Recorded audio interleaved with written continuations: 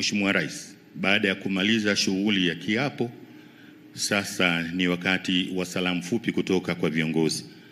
Kwa heshima na taadhima, tutaanza na Mheshimiwa Dr. Tulia Ackson, Spika wa Bunge la Jamhuri ya Muungano wa Tanzania. Mheshimiwa Spika, karibu.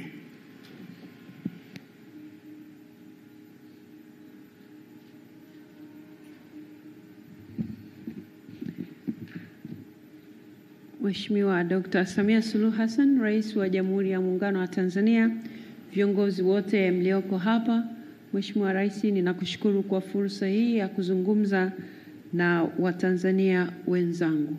Kwanza kabisa nianze kuwapongeza viongozi wote ambao wameaminiwa nawe na leo wamepata nafasi ya kuapa mbele yako. Tunawatakia kila laheri katika majukumu yale yaliyo mbele yenu.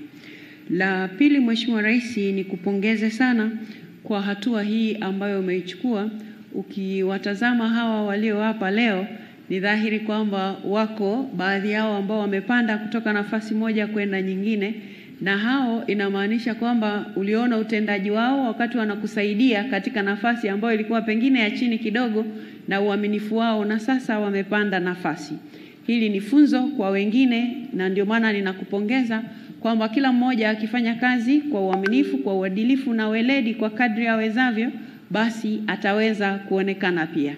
Kwa hiyo Mheshimiwa Rais, ninakupongeza sana kwa hawa ambao umewatoa nafasi ambayo walikuwa wakikusaidia ya chini na sasa wamepanda, kwa sababu wengine watajifunza kupitia hatua hii.